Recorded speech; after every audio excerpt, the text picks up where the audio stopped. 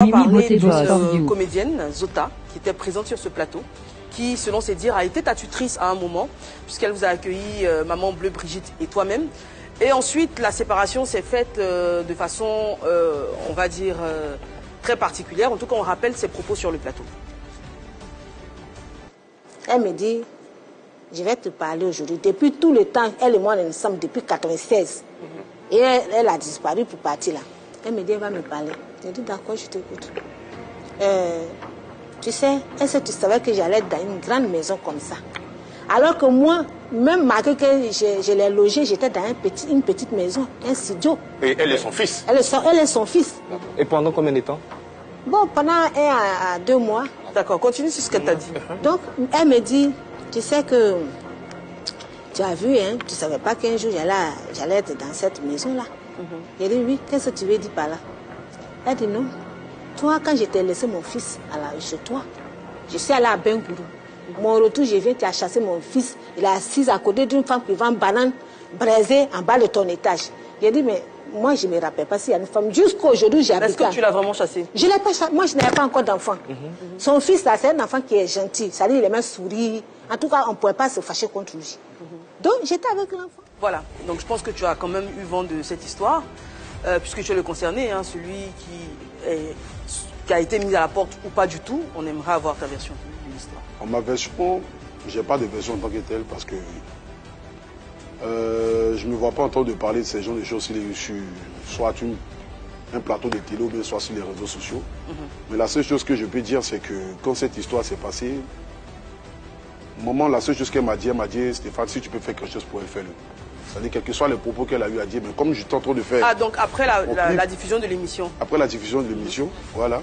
Parce qu'après, j'ai appelé maman, j'ai demandé, maman, mais qu'est-ce qui se passe, mon cher? Elle a dit, non, je ne rentre pas dans ça. Tu ne rentres pas dans ça. Donc, mais ta maman a répondu, elle a fait une vidéo. Elle a fait une sortie, elle a fait un post. Une vidéo. Un post sur Facebook. Un post qui a été supprimé après. Je pense que c'était dans la colère quand même. Voilà. Alors, Marie-Dominique, tu as vu le post. Qu'est-ce que ce post disait? En gros, elle disait que c'était une honte de prétendre cela parce qu'elle avait construit son nom toute seule et que peut-être parce que la carrière de Zota ne décollait plus, elle avait jugé bon de faire du buzz sur son nom et que sa riposte allait être à la hauteur du manque de respect. Bon, je me dis que c'était dans la colère forcément. Voilà, parce que quand tu te dis que tu as une sœur qui vient s'asseoir sur un plateau de télé, tenir certains propos, voilà, chacun de nous a sa manière de percevoir la chose. Donc peut-être dans la colère, elle a dit certaines choses, mais après, quand elle a supprimé son poste, la première parole qu'elle m'a dit, si tu peux faire quelque chose pour elle, fais-le. Voilà, et toi, qu'est-ce que tu vas faire? Ben moi, je suis reconnaissant envers tous ceux qui m'ont accueilli, même ceux qui m'ont accueilli pendant 1 jour. Parce que je me rappelle qu'à l'époque, maman et moi, c'était très difficile. Voilà, on a vécu des situations, on est passé par beaucoup de choses pour arriver aujourd'hui là où nous sommes. Donc, si je peux faire quelque chose pour quelqu'un, il est à mon devoir de le faire. Mais comme en ce moment, je suis venu à Abidjan, j'étais en train de faire mon clip. Voilà, préparer mon clip parce que j'étais en train de faire 3 clips en même temps. Donc, je finis, je crois, hier. Donc, je crois... Elle a dit qu'elle n'avait plus de contact avec toi. Oui. Ben, pour trouver son numéro ou bien trouver un contact, ça c'est facile. C'est moi, je suis le guide.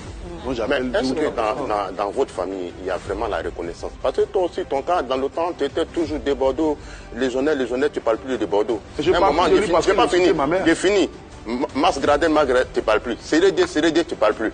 Mais est-ce qu'il y a vraiment la reconnaissance? Même on s'est parlé. Moi, Sérédé, on se voit. Voilà. Aujourd'hui, les personnes dont tu parles, ces mots-là, Fabrice, non, il ne faut pas confondre les choses. Moi, là, c'est moi qui ai fait la promotion des Bordeaux du Kunfa. Je l'ai chargé. Je vois ici. Quand ces chansons sont là, ils m'envoient. Je bosse ça pendant 1 semaine. Je ne suis pas payé pour ça. D'accord. Pour venir chanter sa chanson, pour que ceux qui me regardent en direct se disent que j'imprègne même, c'est-à-dire que l'artiste et les gens courent pour aller écouter ça sur YouTube. Tu comprends? J'organisais les Oscars des blogueurs et influenceurs en France. J'ai donné 4 000 € à Bordeaux pour qu'ils puissent venir à mon spectacle. Il n'est pas venu. Il ne m'a pas remboursé mon argent. Je n'ai pas fait de poste ni de communiqué. Pendant 9 mois, je ne suis pas venu m'asseoir sur les réseaux sociaux pour dire que Bordeaux a pris mes 4 000 €. Il n'est pas venu en France. J'ai payé son billet d'avion. Il a laissé le billet d'avion mourir. Il t'a expliqué le motif pour qu'il n'ait pas battu? Il m'a dit que non, que Covid, machin, que non, machin. Or, 1 semaine avant ça, il était venu en France. Il m'a donné un trou. Je lui ai donné 4 000 €. Il ne m'a pas remboursé. Je n'ai rien dit. Je me dis quoi? C'est mon grand frère. Non, mais alors c'est bizarre parce que à Pouchou, on sait que toi, tes histoires, tu les règles. Je les règle comme ça d'habitude. Pourquoi pour lui, parce que j'ai beaucoup d'estime, d'admiration. Vous voyez, c'est quelqu'un que j'ai choisi. Et c'est quelqu'un aussi, lorsque je l'ai choisi, il ne s'est pas dit que non, le petit Manché, il m'a aussi choisi. Il m'a présenté aussi à son public. Est-ce qu'aujourd'hui, vous êtes toujours... il y a toujours cet amour-là entre vous. Moi, je l'aime toujours. Moi, je le soutiens. Mais quand il a organisé son concert, j'ai partagé l'affiche, j'ai parlé de ça dans mon direct, j'ai demandé à ce que les gens puissent aller le soutenir. C'est sur ma page. Je n'ai pas regardé manger. Un matin, il s'est levé pour l'histoire de Roi Doudou, Siriki Diabaté. Il a insulté Mahacho. Mais c'est de là que je me suis dit non, tu ne peux pas avoir un père qui va se lever pour une histoire de... Parce que je suis allé voir Roi Doudou et chanter pour lui. Tu vas venir insulter ma maman. Manger. Non. Donc c'est de là que j'ai pris mes distances, je me suis mis à côté. Et c'est comme ça. Mais après, il a présenté ses excuses. Il a présenté ses excuses et tout. Je parle de Bordeaux par rapport à cette situation. Il a présenté ses excuses. Après, il a refait encore une autre poste encore. Oui, on comprend. Mais je pense que déjà avec cette relation qui vous lie, avec tout ce que tu as fait pour des Bordeaux, celui-ci on s'en Il a fait aussi beaucoup pour moi. Il a fait aussi beaucoup de choses pour toi. Je pense que cette collaboration peut reprendre de plus belle. Il n'y a même pas de soucis. Moi, je l'ai dit, moi, je n'ai pas de haine dans mon cœur. Oui, on est d'accord. Peut-être que le groupe de Bordeaux, le clan de Bordeaux là, vous motive à quitter dans la mendicité. Parce que c'est quand vous êtes allé chez le Roi Doudou qu'il a fait sa sortie. Il veut vous motiver à quitter dans la mendicité. Pourquoi tu appelles la mendicité?